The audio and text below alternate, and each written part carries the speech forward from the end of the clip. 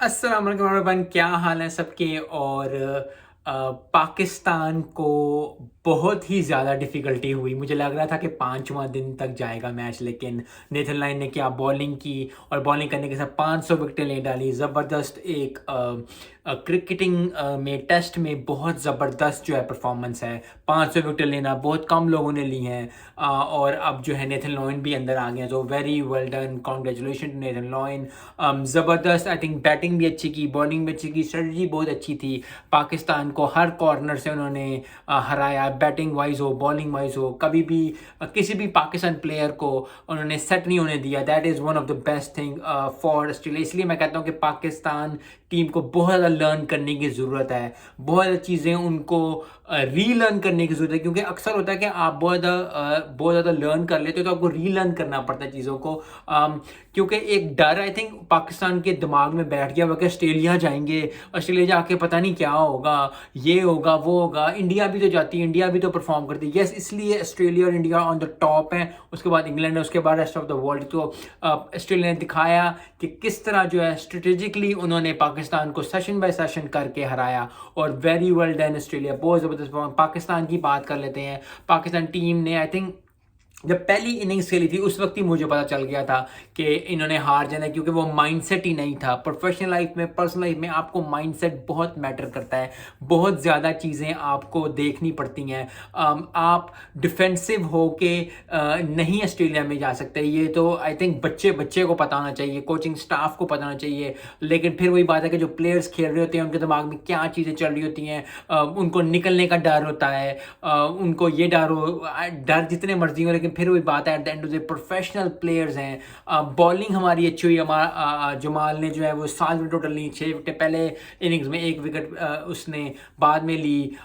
हुरम शहजाद ने जो है वो 3 आउट किए, ज़बरदस्त। तो वो एक अच्छा प्रॉस्पेक्ट है, लेकिन फिर वही बात है, बॉलर्स हमारे पास हमेशा ही अच्छे रहे हैं। ऑस्ट्रेलिया में, इंग्लैंड में, न्यूजीलैंड में हम जब भी खेलते हैं बॉलर्स हमें बचा ही लेते हैं किसी ना किसी तरह। चाहे वो नए बॉलर्स हो, चाहे वो शुएब अख्तर, वसीम अकरम, वकार यूनुस हो, चाहे वो सईद अजमल हो, चाहे वो सिकलैन मुश्ताक को, हमें बॉलर्स कहीं ना कहीं प्रोटेक्ट कर ही लेते हैं। मसला जो हमारा सबसे बड़ा है वो बैटिंग का है। अब दूसरी इनिंग्स में 89 पर हो जाना, जब भी आप कभी भी परफॉर्मेंस पे आते हो, जब आप सीखने कोई चीज़ जाते हो, जब आप स्कूल में जाते हो, किसी नए स्कूल में जा रहे हो, नए कॉलेज में जा रहे हो, कहीं यूनिवर्सिटी में जा रहे हो, आप बिजनेस करना चाह रहे हो, किसी जॉब में लग गए, तो आपको 90 डेज देते हैं कि 90 डेज आपको देंगे, आपकी परफॉर्मेंस रिव्यू करेंगे। तो उतना स्कोर भी पाकिस्तान ने नहीं किया। 89 पे आउट हो गए। आई थिंक कोलैप्स, इससे बड़ा कोलैप्स आई थिंक पाकिस्तान ने बहुत कम देर में किया है। आई थिंक वही सबसे बड़ी बात है कि डर गए थे, और जब इंसान के दिमाग में डर डल जाए कि हाँ अब हम नहीं कर सकते, या हमें 4 सेशन या 5 सेशन करने पड़ेंगे। मुझे लग रहा था कि 4 सेशन में देंगे, लेकिन आई थिंक जो ऑस्ट्रेलियन प्लेयर्स हैं, जो कोचिंग स्टाफ है, जो लोग हैं उधर, वो फीयरलेस क्रिकेट खेलते हैं। हम भी फीयरलेस क्रिकेट खेलते हैं एट द मोमेंट, लेकिन हमारा आई थिंक फील्ड क्रिकेट सिर्फ T20 के लिए रह गया है। ओडीआई में भी वर्ल्ड कप में इतनी परफॉर्मेंस नहीं थी पाकिस्तान की। जो बात है वो सच है, और जो सच है वो थोड़ा सा कड़वा होता है। तो आई होप कि पाकिस्तान कुछ ना कुछ लर्न करेगा एट द एंड। जो है शान मसूद ने कहा कि we learn. I don't think so personally on my behalf के इस परफॉर्मेंस से, बैटिंग से आपने कुछ भी किया होगा।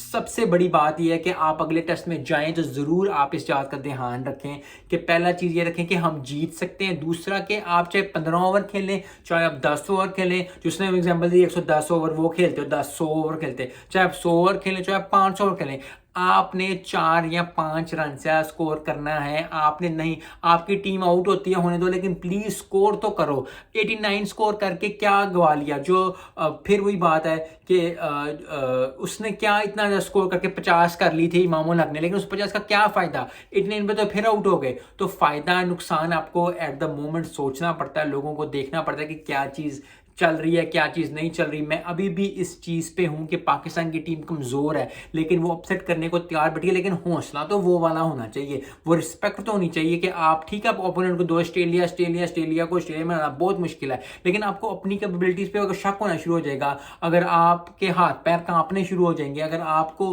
प्रोफेशनली आप ऑस्ट्रेलिया में जाकर परफॉर्म नहीं कर सकते, तो क्या वनडे में और T20 की प्लेयर रह गई है? So you need to relearn. Shaheen Shah Afridi ने बिल्कुल अच्छा परफॉर्म नहीं नहीं किया, I think he deserved a rest. बहुत ज़्यादा लोग इस बात से मुझे कहीं शायद कि अच्छी बात नहीं है शायद, लेकिन रेस्ट ज़रूर मिलना चाहिए, चाहे आप प्रोफेशनल लाइफ में हो चाहे पर्सनल लाइफ में हो। जब आप पीक ऑफ द कैरियर होते हो, जब आप बहुत ज़्यादा अच्छा परफॉर्म कर रहे हो, तो कभी कभी आपको 1 या 2 टेस्ट चाहिए। पहला टेस्ट हम हार गए, दूसरा टेस्ट भी हार जाएंगे, तो 3 टेस्ट हैं। दूसरे टेस्ट में शाहीन अफरीदी को, अगर मैं कोचिंग स्टाफ हूँगा तो मैं शाहीन अफरीदी को जरूर बिठाऊंगा। जहाँ 2 डेब्यूट कराए थे उधर एक और बंदा ले आओ, वो जो है मीर हमजा को ले आओ और इसको बिठा दो, क्योंकि प्लीज़ हमें T20 में चाहिए वो, हमें ODI में चाहिए वो, जो अगले साल में T20 वर्ल्ड कप आ रहा है उसमें हमें चाहिए। हमें सेव करना पड़ेगा। हारिस रऊफ ने पहले नहीं खेला, वो टेस्ट का वो नहीं, टेस्ट का उतना अच्छा बॉलर नहीं है, टेस्ट में उसको नहीं है। शाहीन शाह अफरीदी को भी प्रोटेक्ट करना पड़ेगा, बॉलर्स को प्रोटेक्ट करना पड़ेगा कुछ लोगों को। यस, जो नए बॉलर्स हैं दे आर वेरी गुड, लेकिन फिर बैटिंग में बाबर आजम ने बिल्कुल अच्छा परफॉर्म नहीं किया। सरफराज की पहले मैच में अनलकी रहा, दूसरे मैच पहली इनिंग्स में अनलकी रहा, दूसरी इनिंग्स में जो है सभी जा रहे थे और जाते। और राणा जी की तो क्या ही बात है, फहीम अशरफ की, उन्होंने आई थिंक इम्प्रेस नहीं किया। I think Faheem Ashraf Asia में काफ़ी ज़्यादा अच्छा परफॉर्मेंस देते हैं, लेकिन अभी तक ऐसी परफॉर्मेंस उन्हें नहीं दी जो कि ऑस्ट्रेलिया, इंग्लैंड, न्यूजीलैंड में उनको वाह वाह की जाए। जैसे अजहर महमूद ने, मुझे याद है साउथ अफ्रीका में 2 सेंचुरियाँ की थी, वो हमेशा की याद रह गई हुई है यार, 2 सेंचुरियाँ साउथ अफ्रीका में जाके सब टीम आउट होती, वो कल्ला खड़ा हुआ था और सेंचुरी मार रहा था। तो इस तरह की आई थिंक इनिंग आनी नहीं चाहिए। At the end of the day Pakistan team have to regroup, have to relearn certain things के भाई ऑस्ट्रेलिया में इस तरह की चीज़ नहीं चलेगी। ऑस्ट्रेलिया में आप 90 ओवर नहीं गुजार सकते सिंगलें डबलें करके।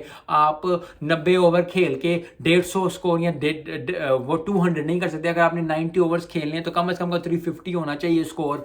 सो ये चीज़ें पाकिस्तान को बहुत जल्दी लर्न करनी पड़ेंगी, क्योंकि टेस्ट दूसरा आएगा ही आएगा, और टाइम चाहे आप चाहो चाहे आप ना चाहो आपको वो टाइम स्पेंड करना ही पड़ेगा। और फिर सारे मुल्क की, सारी दुनिया की नज़रें आप पे होती हैं। सो डोंट, क्योंकि एक सबसे बड़ी बात यह है कि मुझे खुद बहुत बुरा लगता है कि मैं पाकिस्तान को, मतलब आप प्लेयर को समझा रहे हो कि क्या करना है क्या नहीं करना, हमें देख के लग रहा होता है ये चीज़। आई थिंक डिफिकल्ट होता होगा, लेकिन फिर भी प्रोफेशनल क्रिकेटर्स हैं, ऑल ओवर द वर्ल्ड खेले हुए, they need to understand certain circumstances, certain things, and that is what Pakistan cricket needs.